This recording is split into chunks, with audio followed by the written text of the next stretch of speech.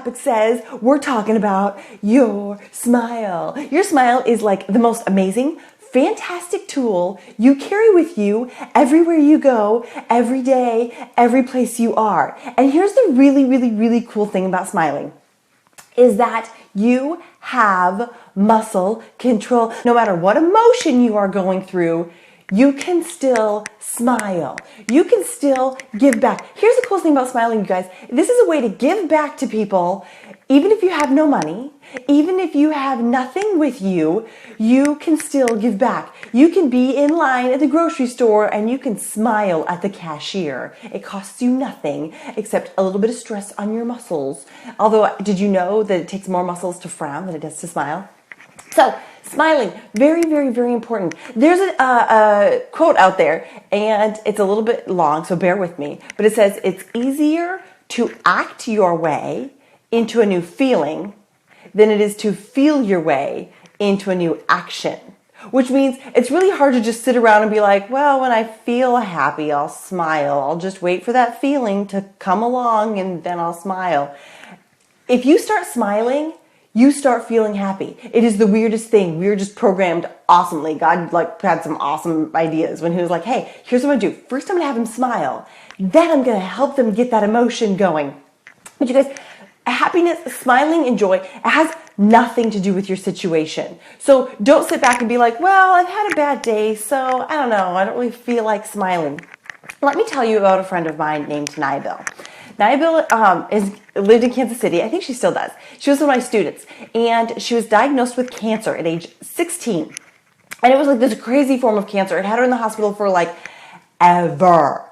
Naibil is a refugee. Naibil, it was her and her mom who were left. So she was in the hospital at age 16 with her mom. Her mom was sleeping in the windowsill of the hospital room.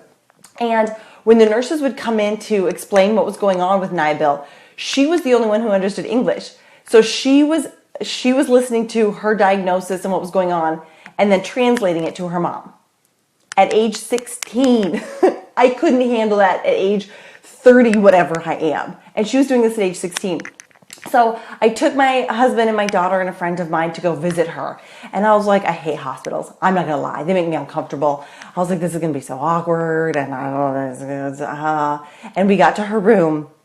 And it was joyful. I mean, I have no other way to explain it. I've been to a gajillion parties, and the feeling in this room was just amazing. And she was so happy. And she was like, hey, look, they feed me in my stomach. You want to see it? She's like showing my daughter the hole in her stomach, and her dinner came, and she had like fruit snack, and she's like, Mia, you want to have this? My daughter was like 7 at the time.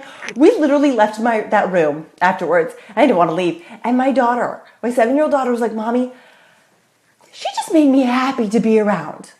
If a 16-year-old child suffering cancer who has to explain it to her mom can still be joyful, believe me, you can be joyful. Because if you're watching this right now, you obviously have access to a computer and to Wi-Fi. You probably have more money than just paying for your food and shelter. You have all kinds of reasons to be happy. If you are breathing, if you can see this, if you can hear me, you have a reason to smile, but you don't even need one.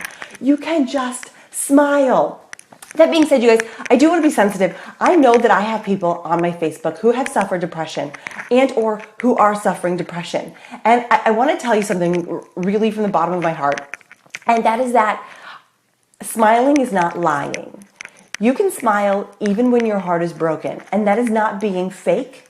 That is not being, I'm lying about myself. No, it's saying, you may have stolen my feelings. You may have broken my heart right now, but I can still give back to people.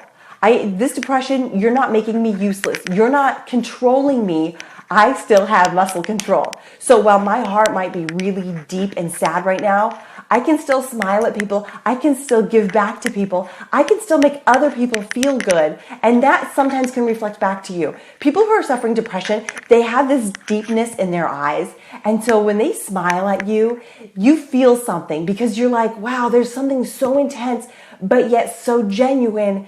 And they're smiling at me. So if you are feeling heartbroken, if you're feeling depressed, I want you to know that doesn't control you, that doesn't own you, you can still smile, and it's not lying, it's not being fake. It is giving back to people and saying, screw you, depression, I still win.